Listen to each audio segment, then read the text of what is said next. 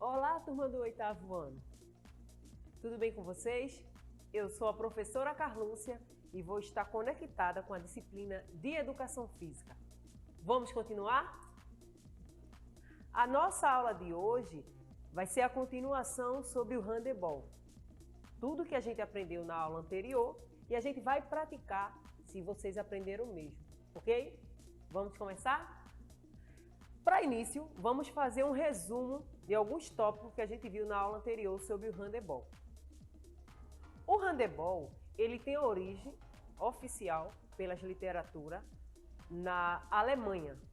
A sua característica atribuiu o seu desenvolvimento a partir do século XIX até o século XX, precisamente em 1919. Inicialmente, o handebol ele tinha uma característica semelhante ao futebol. Você fica perguntando aí em casa, mas por quê? O handebol, quando ele iniciou com a característica, certo, semelhante ao futebol, porque era praticado em campos e a quantidade semelhante, não a quantidade que a gente tem hoje, eram 11 jogadores. A partir da evolução, hoje, no século XXI, a gente, quanto regra, atribui a 7 jogadores, ok? Então, voltando novamente, surgiu na Alemanha, característica do esporte também como futebol, com 11 jogadores, e hoje atribui-se a 7 e algumas regras foi alterando, ok? Mas também, como sua característica de esporte, ela também atribui algumas funções. O espaço oficial, a gente sabe que uma quadra oficial, né, para o handebol é com 40 metros, certo, de comprimento e 20 metros de largura. Onde cada faixa dessa que está apresentando aí na sua telinha, ela tem uma função, uma característica, certo, do próprio esporte. A gente viu na aula anterior que a gente atribuiu a questão da sua origem, né? Quantidade de jogador, alguns fundamentos, e a aula de hoje vai ficar sobre funções dos jogadores. Cada função, certo, tem a sua característica. No total hoje estamos atribuindo a 7 jogadores, ok? Especificamente, entre eles, um é o goleiro. Vamos falar sobre as funções dos jogadores. O goleiro, qual é a sua atribuição? O goleiro é fundamental para que uma equipe evite sofrer gols, ok? Ao contrário dos outros esportes, como no caso que a gente colocou, o futebol e o futsal, o goleiro do handebol não usa luva. Isso acontece porque as luvas prejudicam quando ele atribui a empenhadura, ok? Na linguagem popular mesmo, o controle da bola. É permitido que os goleiros participem de ataque e também marquem gols. A participação, no caso ofensiva, acontece quando a sua equipe está em desvantagem. Então, por ser um esporte muito rápido, o goleiro ele tem uma característica muito importante nessa participação. Seguindo do goleiro, a gente tem outros jogadores também muito importantes, que são os pontas, ok? Então, os pontas, qual é a sua característica? Eles jogam nas extremidades da quadra, certo? Numa característica mais aberto e que, assim, essa característica, certo? Atribui mais ao arremesso. Ao arremesso e a questão da habilidade, ok? Na habilidade da execução em situações com pouco ângulos, ok?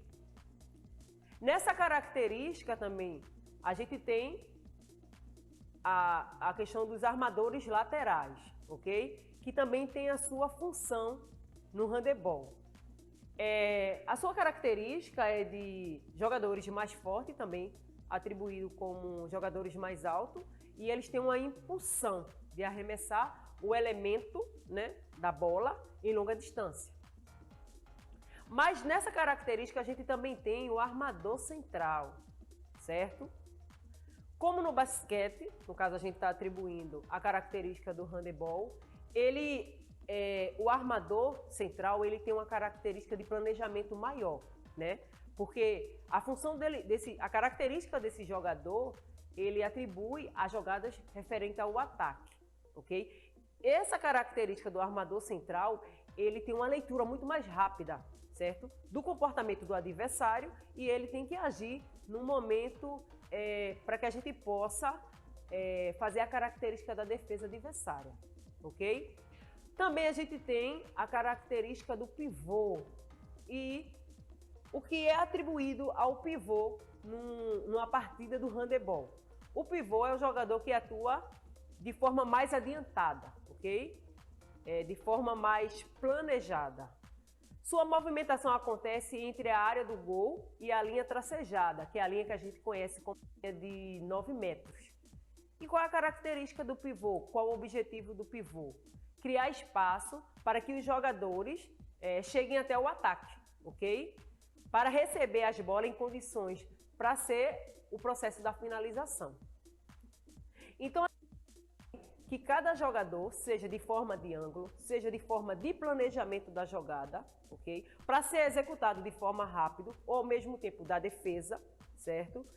Eles têm suas características e o planejamento para poder ter o objetivo principal, que é a característica de vencer a partida do handebol. Tendo essas localizações, o processo do jogo ele flui. Ele flui e ele é executado de forma de inteligência. Então, pela linha que a gente viu a aula anterior, né, onde surgiu, certo? Quem foi seu percussor, quando se iniciou a característica dos jogadores desse esporte, que no caso foi 11. Hoje a gente já está atribuindo a 7 atletas. A gente agora vai fazer uma atribuição, o que a gente conheceu, né? O que a gente viu. Vamos praticar para ver se ficou tudo ok? Então, a hora do exercício. Onde e quando originou o handebol? Isso aí eu sei que você sabe de casa.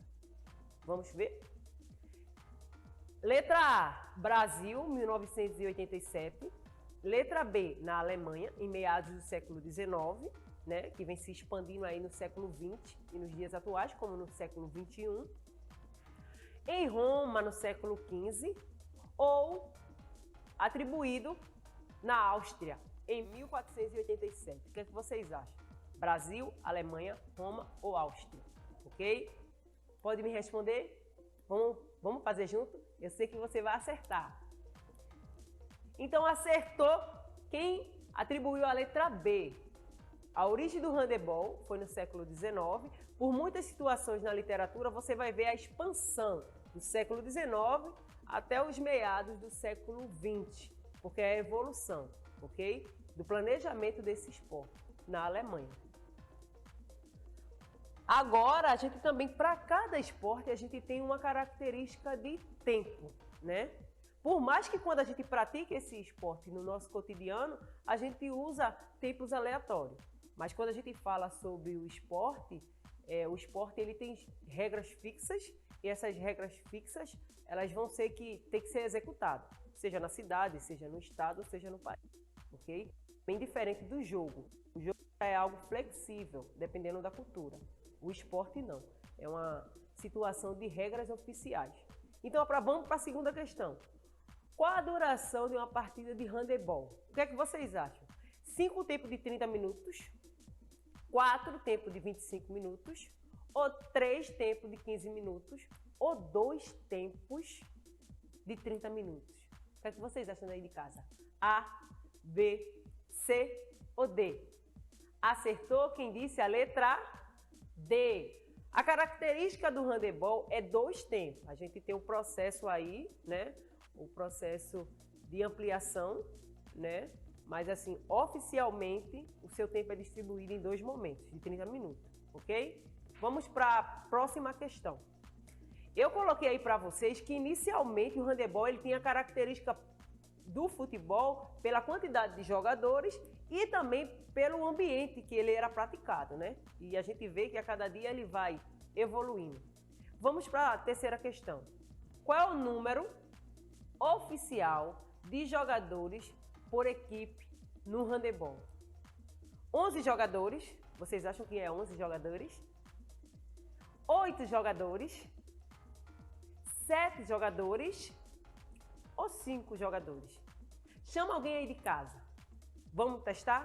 Você desafia daí e eu vou ouvindo daqui. O que é que vocês acham? 11 jogadores, 8 jogadores, 7 jogadores ou 5 jogadores?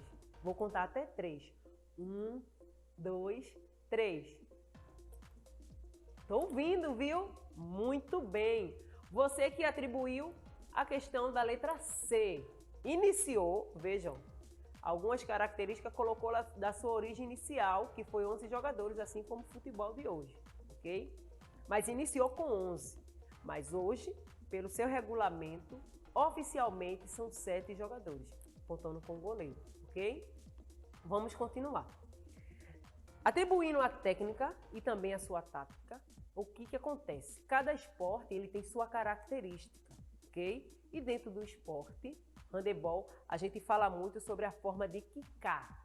Na nossa linguagem popular, é a forma de bater a bola. Então, assim, eu não posso fazer um processo de forma contínua, né?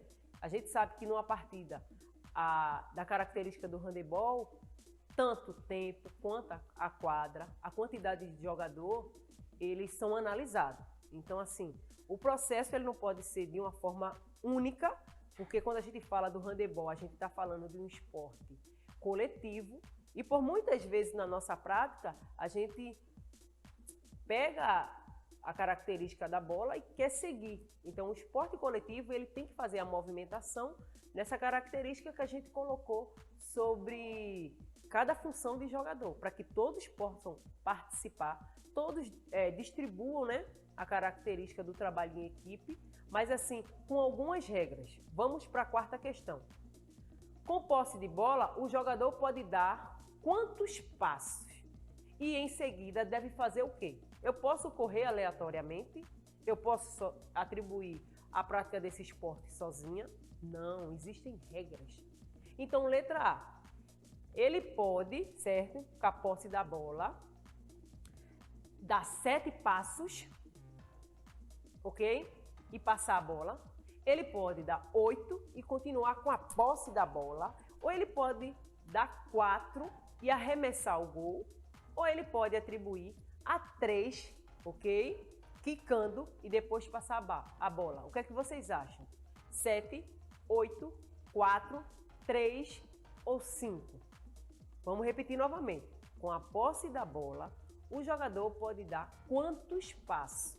Eu estou de posse da bola. Eu posso aí, ó, correr em vários passos, ok? Ou eu tenho um tempo determinado?